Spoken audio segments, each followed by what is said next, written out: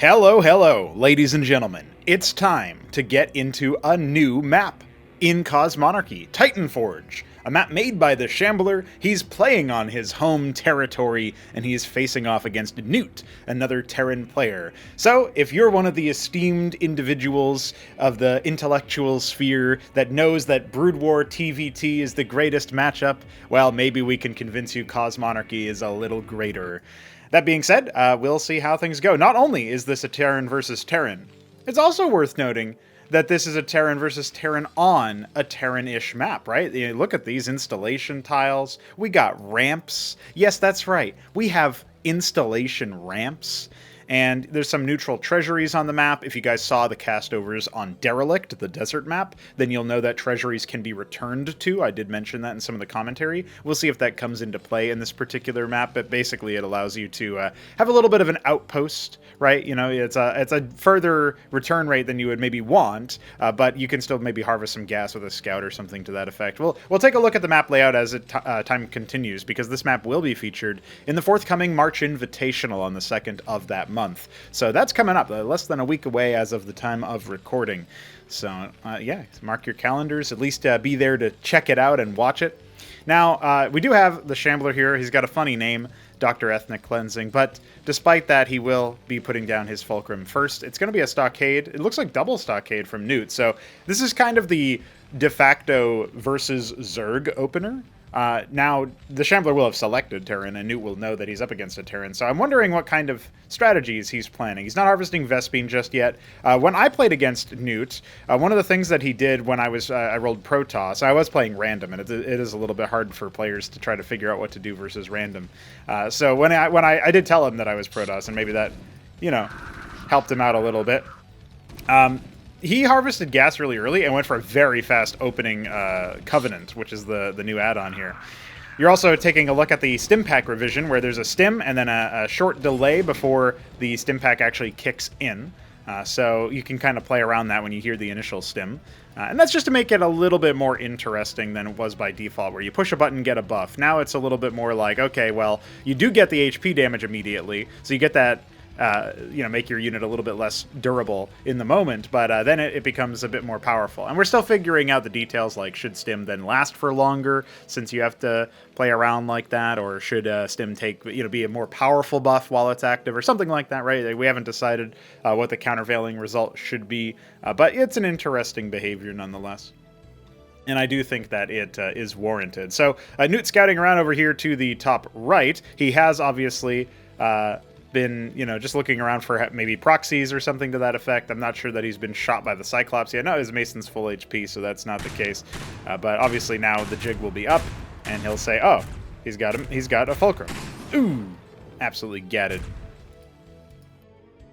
All of these tiles had to be placed by hand, so Shambler now realizing the plight that we are all in. I think he's done a map like this before, though, so this is not technically something that he's not aware of. I'm not sure if he's caught some of these like tile bugs or whatever, but when you see stuff like this where it's like, oh, there's that's a weird tile, and oh, that's like strange. Yeah, it's because all this stuff is placed manually, and it's very easy to mess up one tile here and one tile there, and not know where like the fixed blend version of something is for the ramps and stuff. So cut him some slack on that. It's still very, very cool. He's got like this weird squiggle 3 thing going on. I'm not sure what that's about, but must be some sort of hidden something. I'm not sure. Well, this Maverick is about to get creamed by these Cyclopses, but at least he'll be aware of the move out. As he's putting down an anchor, he's got Mavericks on the high ground on either side that flanks into his natural. We can see here there's also the continuation into what seems like a safe third, but there's this ramp over here that leads to a plateau that you can use specifically to try to deal with stuff like this. And look at that, cliff advantaged Mavericks plus the general sort of lackadaisical approach of those Cyclops has allowed the Shambler to incur a loss. So there you go. They each traded a Mason kill. Now they've traded some other details, like one Maverick for one Cyclops. And Shambler is going to go ahead and drop a treasury, but the Ministry's already done here for Newt. And so despite the fact that Shambler has opened up with a quarry, he's just spent more gas to get the same number of you could say, not just military, because he's obviously gone for the fulcrums, but also for the worker queues, right? The quarry acts as a secondary worker queue for the Terrans. So you add it on, it's 100 Vespene to get 125 minerals, so it's not cheap, but you can argue that's obviously cheaper than 400 minerals for another ministry. And look at this, adding another quarry down here. We don't see any add-ons of the like for Newt, so eventually he will actually be down in worker queues. And he is adding a fulcrum of his own. He's added a vestry. So, we're seeing like what is Newt's plan of action here as far as the gas expenditure goes. He's now at 300. It is 600 in order to make an Atlas for Tier 2. So we could actually see a Tier 2 tech rush off of these two bases.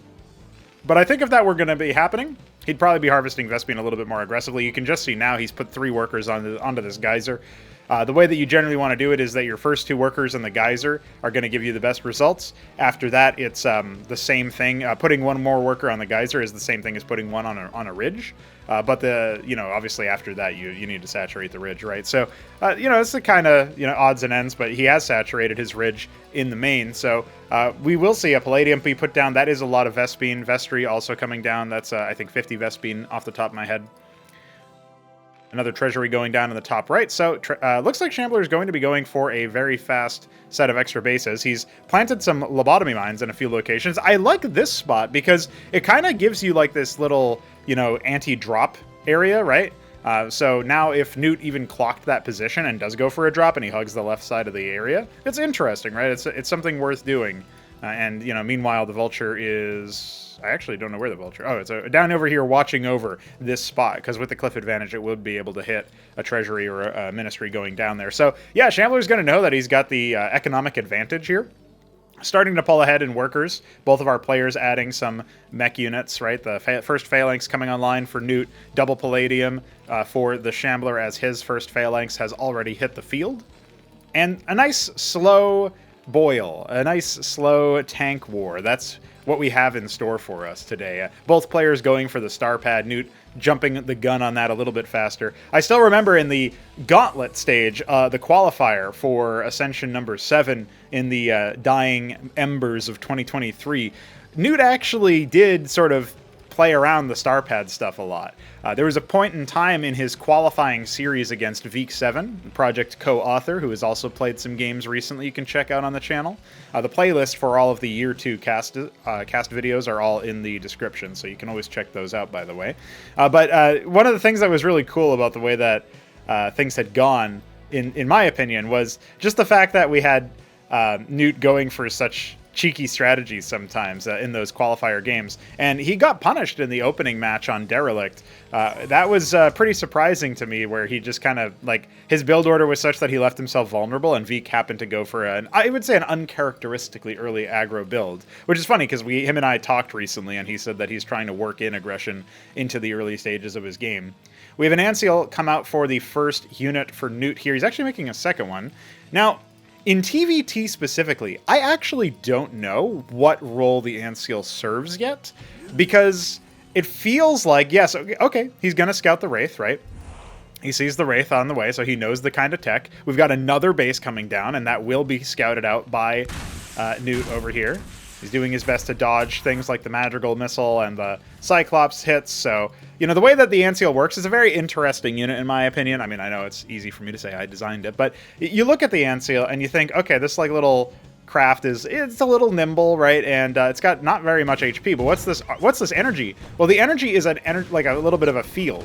And so the way that works is that when you hover over a unit and that unit takes fire, or indeed the Anciel itself takes fire, it becomes shielded, and it will damage the energy first. So that's kind of all you need to think about it, right? You can see here the Wraith dealing 10 damage to the actual Anciel itself, and then it starts to eventually, once the energy is all gone, bleed through to the HP. We can see here, it looks like a couple of units got caught over here. And yeah, so like in this situation, right, the Anciel will take some splash damage from things like the Cyclops. The Shaman will heal it back up because the Shaman just projects a healing aura in a small radius around it. It can deploy to extend that healing aura. This is funny. We've got Shambler going for a Ministry. Both players now fielding their Atlas. Shambler's in the natural. Newt's in the main. Newt is also still a little bit ahead. I've noticed Newt has like tempo on a lot of the tech besides the fulcrums, since that was Shambler's opening. But it's really hard to siege this. So this goes back to my talk of the ant seal. The fact that we have the ant seal here might make you think, okay, I can use this to make an assault happen, but Splash goes through the ant seal's shields. And honestly, Splash also just would deal a lot of damage to the ant seal's shields anyway, right? Because you're dealing like 50 damage, but to like 5 units. So that automatically goes straight through the ant seal's shields anyway. It depletes it immediately. So that's kind of interesting to me because it gives you a lot of things to think about here. So it looks like a stimmed Maverick dragged some clerics in, unfortunately. Women just follow men wherever they go, like this. Women are strange creatures. We don't fully understand them. They have their own AI running and stuff. It's a little bit different. Now, Tier 2 now operational for both of our players. We do have a bit of a drop happening over here. It looks like we're going to have... Oh, I see. He's going to go ahead and load the deployed phalanxes up, though. Now, you can only load one sieged phalanx up at a time. We've got 3 stockades happening in the back, but there's no room for the add-ons. So SimCity not super ideal here, but a lot of fulcrums have been added, right? This is one of the things that you'll see out of Cosmonarchy. One of the things that makes making melee maps for Cosmonarchy interesting is you want the spacing of a general Brood War map for the sake of like unit timing and stuff, but you also need to have, very large maps, very large mains for base layouts. Because even though you don't have the supply and stuff, you still have a lot of general access to, I would say, like, you need to make a lot of production structures, and you need to leave room for that. Newt is struggling to find a safe spot within the area here, but a lot of workers have gone down. The problem is Shambler has 105 of them, so this is not really the biggest of deals. Blackjacks are now starting to come out thanks to these scrapyards. And, yeah. Well, he manages to scoop it up at the last second. Obviously, he's very, very low HP now, but he might be able to sneak behind here and maybe do a little bit of extra damage as soon as he finds a spot for it. There you go. Ends up knocking out one of the Masons since it was damaged. Ooh, gets 2 more hits on the last second, that final volley. But that was a lot of micro, and during that whole ordeal, yes, Newt has started to establish another base. I guess you would call this like 10... No, this is like an 8 o'clock base, right? And so... Yeah, Newt has started to establish another base, but he's still behind pretty massively, considering Shambler has been on for 3 bases with 100+ workers for a while now, and his 4th is just waiting to get started. So both of our players getting a little bit kerfluffled here. You can see the vestries are going to start coming online, but first Shambler has to find a good spot to put his structures. This patch does not seem to have the... this is before I increased the liftoff delay. So that there's a little bit more of a delay before you lift your structure off, so you guys will probably have to wait for a little bit before that change comes into a casted game. I am excited to see what comes of the next set that I'm going to be casting, which is going to be Nablime versus Hamster. Those two always give a good game. They were the finalists previously. And look at this! Here's the Vulture finally coming into play. The Ministry tries to get set up, and this ramp is going to go ahead and allow Shambler to deny that. Now, meanwhile, Phalanxes are... sieging down some Sentinels. It's not looking too hot between the Anseal trying to protect a little bit and the Clerics healing each other as well as the Phalanx. Yeah, at this point they've hit a pretty good mass there, and as soon as the Anseal moves out to reveal that, yep, there you go, another shellacking. Now that's a spot where if Shambler wanted to be Supertism, he actually could have taken all of those and like lifted them off between the Phalanx mortars, and that's why I added the liftoff delay. So it didn't come into play. It's funny because I was just talking about how it's something that I added recently. I didn't really get a chance to talk about like the reason for it, the why for it, but yeah, that is essentially the why.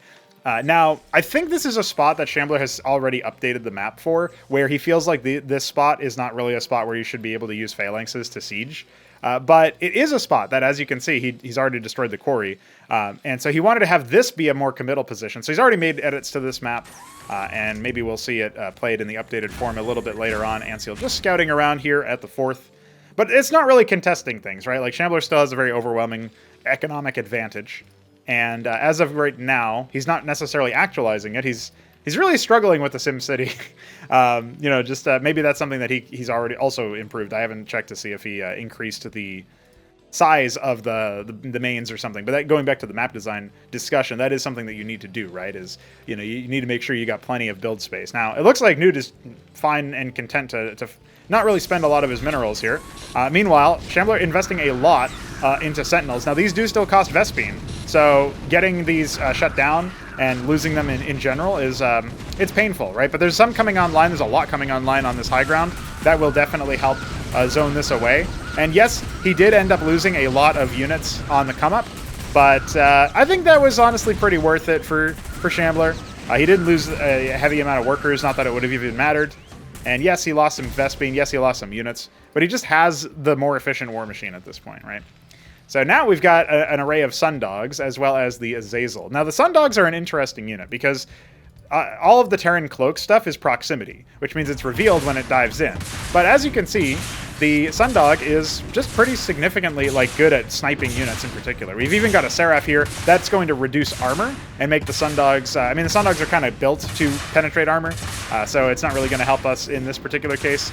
But it will, just make these units a little bit squishier to any other threats. You can see here the Phalanx is being bopped slowly but surely. We could have had an Irradiate if he wanted to do that too, although that might have been a bit spooky to fly your own units into. Man, the reworked Irradiate, I have played more Cosmonarchy than Brood War for a very long time, so it's kind of hard for me to even conceptualize what a Brood War only player might be thinking about what they're seeing here. But Irradiate is just a really cool ability now. It's a skill shot, so you actually have to hit it, right? And there's a missile that you can avoid, and it creates a field, and that field is exactly what you would want to avoid if you can. So it's like area denial. Meanwhile, speaking of area denial, Shambler has denied his own base with a crazy SimCity that is very avant-garde. He's gotten 5 Sentinels picked off. That's 200 minerals and 50 Vespene. So not great. That times 5 that, and so it's 1,000 minerals. Pretty steep, honestly. And, okay, well, the ground defenses are significantly weaker now, and we do have a massive phalanxes coming in. So you can kind of see the strategy that is going on over here. I guess the treasury is here to spot. But yeah, you can see the strategy coming into play here.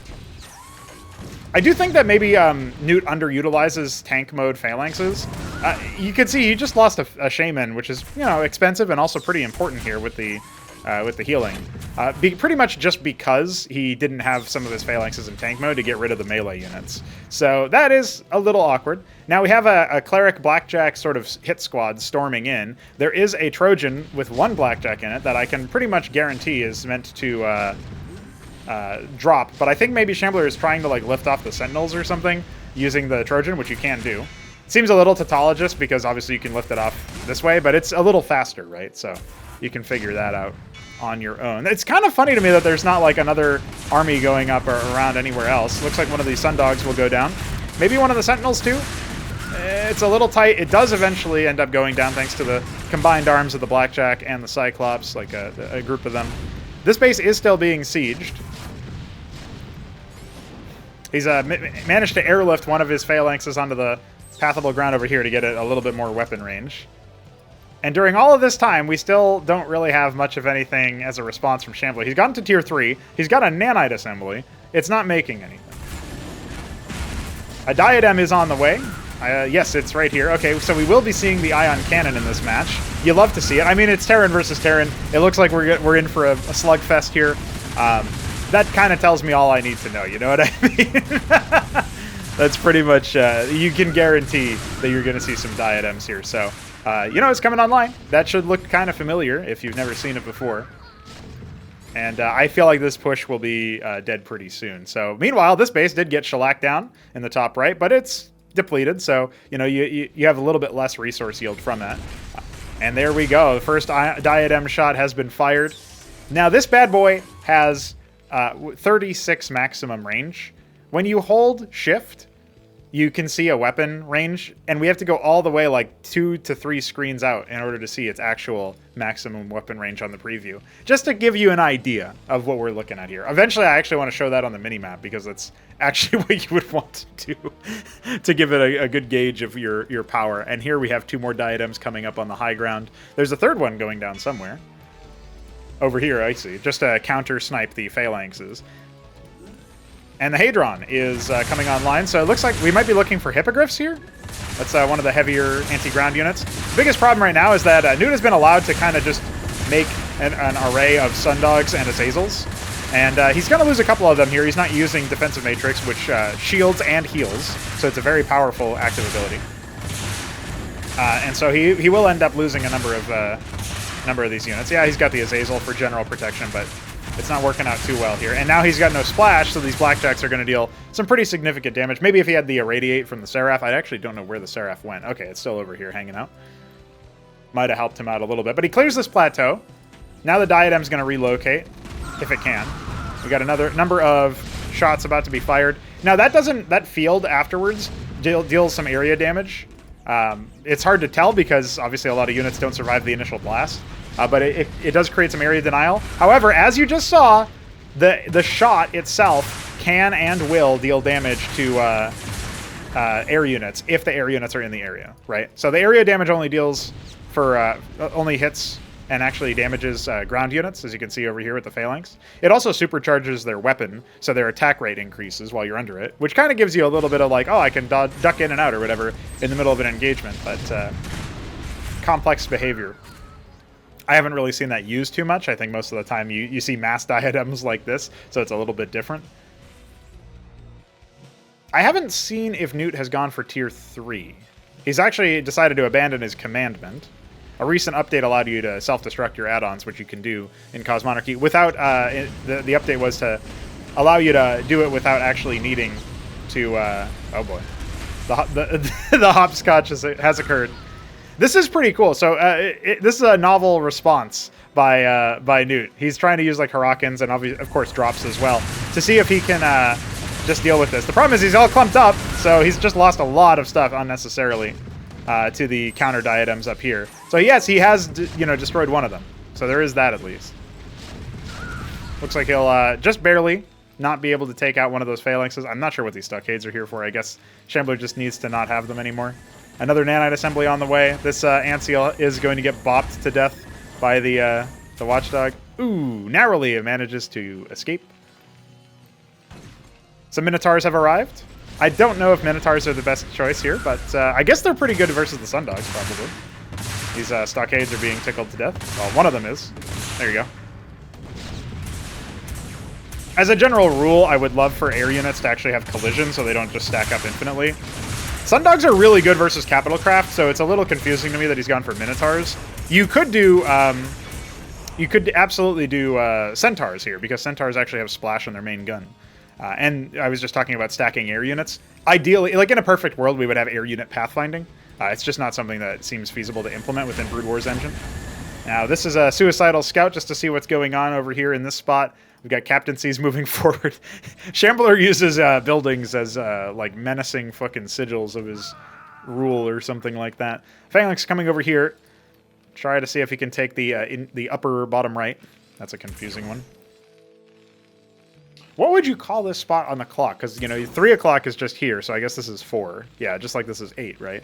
So, yeah, we've got 2, 3, 4. Yeah, okay. That's a thing. These empty Trojans are here as a bit of an omen towards the Minotaur. Now, when you attack the Minotaur from behind, it has less armor versus when you attack it while it's facing there. So it actually would have been reducing some of the Sundog damage if it was looking at it, but that was not the case. There's a huge number of phalanxes out here for Newt, and he's finally going for his increased tier, now adding some Goliaths to the picture. Goliaths are these sorts of powerhouse units. You might not recognize them because they were re-rendered, remodeled by Solstice, who's provided a number of custom graphics for this project. And this Goliath, well, let's just say it's not rendered with perspective like the default Goliath is, so you can actually identify some aspects of it. Not really a fan of the tank mode yet again, but that's okay. He's got clerics to patch up the wounded.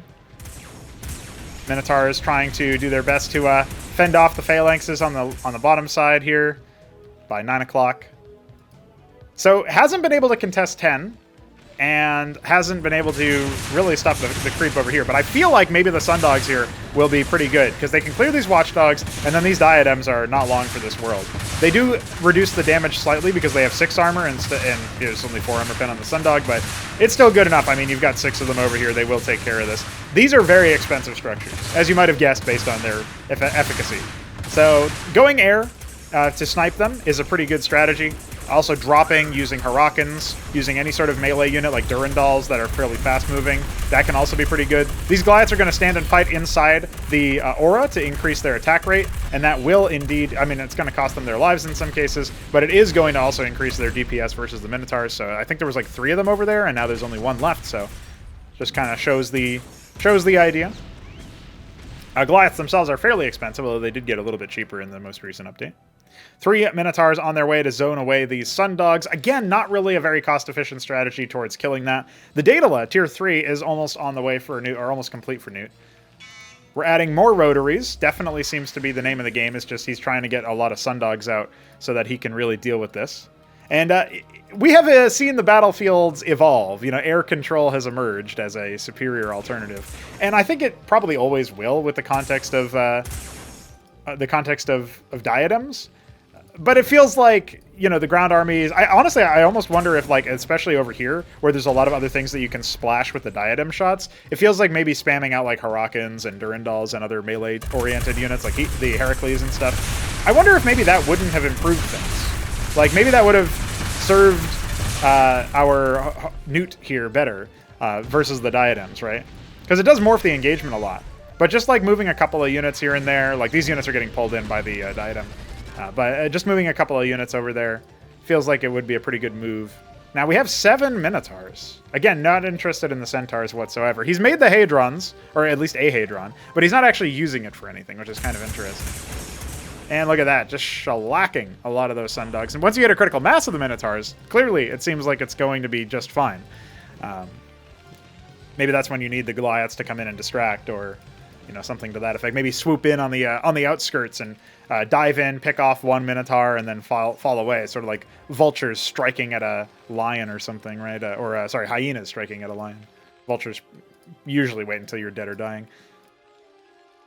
And are also a unit, so, you know, that probably confused people. Like, oh, there's no unit called a lion in Cosmonarchy. Yeah, that's true.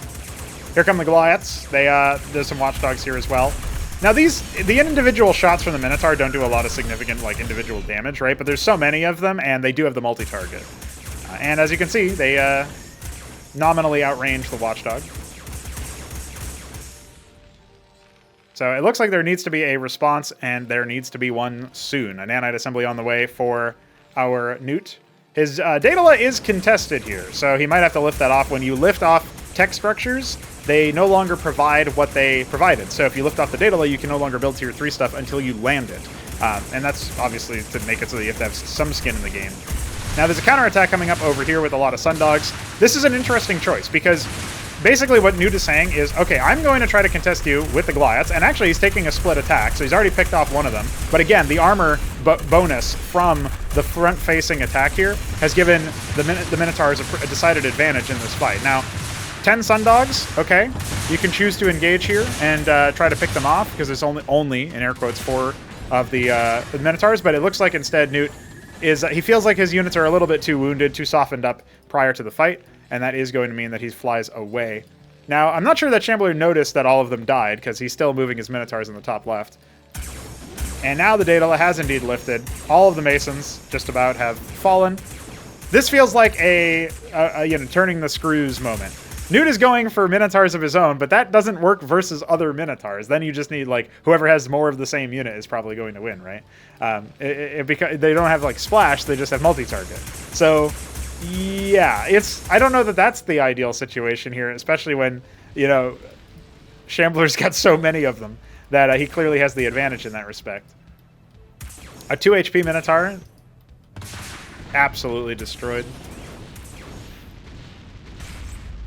It's too bad that didn't happen like 2 seconds later. Maybe it would have softened up some of these Minotaurs for him. Only one of his own. You know, he's got so many minerals. He could have done what Shambler tried to do and mass up Blackjacks and other cheap units, right? Mineral-only units, but he's actually only got the Fulcrums out with Palladium. So the only mineral-only unit he can make out of the Fulcrum, and maybe at all, since I think he lifted his Stockade at some point, is the Vulture, which does not help him versus Minotaurs, as you might have guessed, despite me trying to make it an animal analogy. Yeah, I think that's probably going to be it. It seems like what we've seen here is total devastation. The Daedala still has not landed, so tier 3 stuff like the Diadem is not available. Not that that would help you versus air units anyway. Pythian is queued up. That's clearly a misbuy. And a Magnetar. So the Magnetar is something I was waiting to see if Newt would go for. It has Yamato Cannon, which is different than Yamato Gun, because Yamato Cannon deals damage in an area. and that can be helpful, but it requires a pretty heavy channel. So, you know, during that time, the Minotaurs can move forward. They can also just ignore the spot that it originally was. Here, the diadems are moving forward to try to see if they can't land somewhere. Now, the Sundogs are playing around their maximum range, where they're still remaining cloaked. And now the Minotaurs are also engaging on Newt's side. So I think this force might end up getting bopped here, if he's not careful. But there's not that many Sundogs, so it's taking a very long time for them to actually get destroyed. There we go. 5 Minotaurs over here in the north of the natural, so to speak. Oh, there's the Magnetar.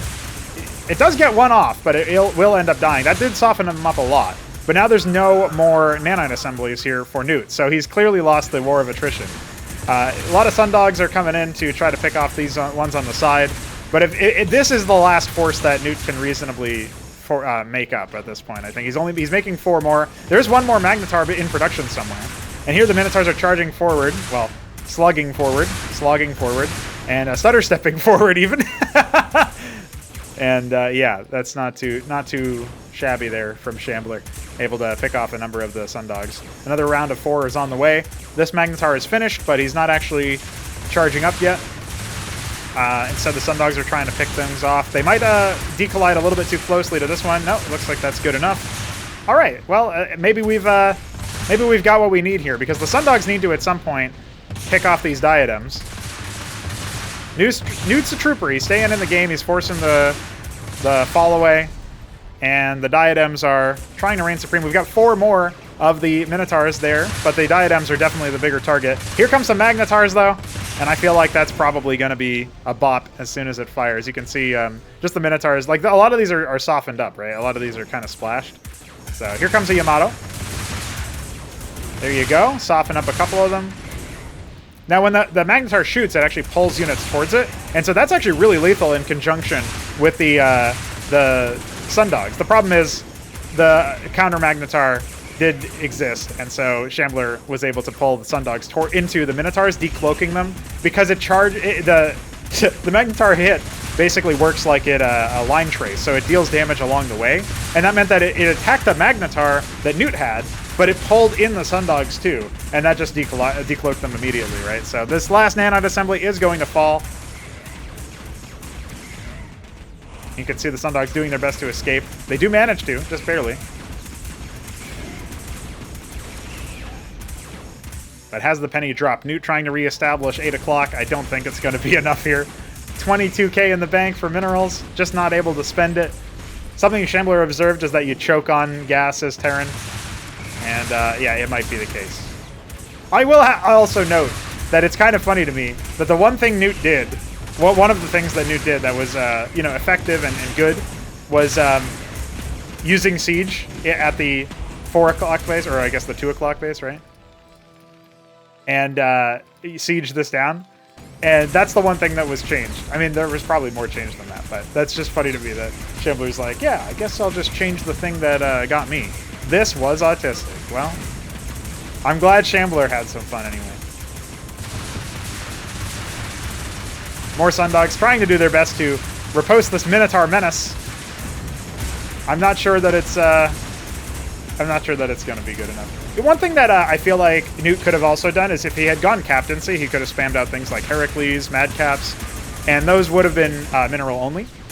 Well, the Heracles isn't mineral only, but like, things could have been done to give him more of a mineral flow, because he had such a huge one. And actually, they are mineral only now, 200 minerals a pop. So you just imagine if he had like a bunch of those slamming out, the mineral only fodder, how much better off he would have been in a situation like that. So that is going to be our classic Terran versus Terran cast over. Yes, you heard it here first. We have not just 1, but 2 Terrans in this forthcoming March Invitational that have been steeled in the Diadem Minotaur Wars, whatever you want to call that. I think it was, well, I mean, Shambler summed it up pretty well, I'm not going to lie. But it was a game. It was a game of all time, and this was a cast of all time. Hope you learned something today watching this particular cast. We'll catch you later for some probably Zerg on Zerg action, I would have to guess. I actually haven't checked to see what race Nablime was, but stay tuned for there are going to be more casts coming soon.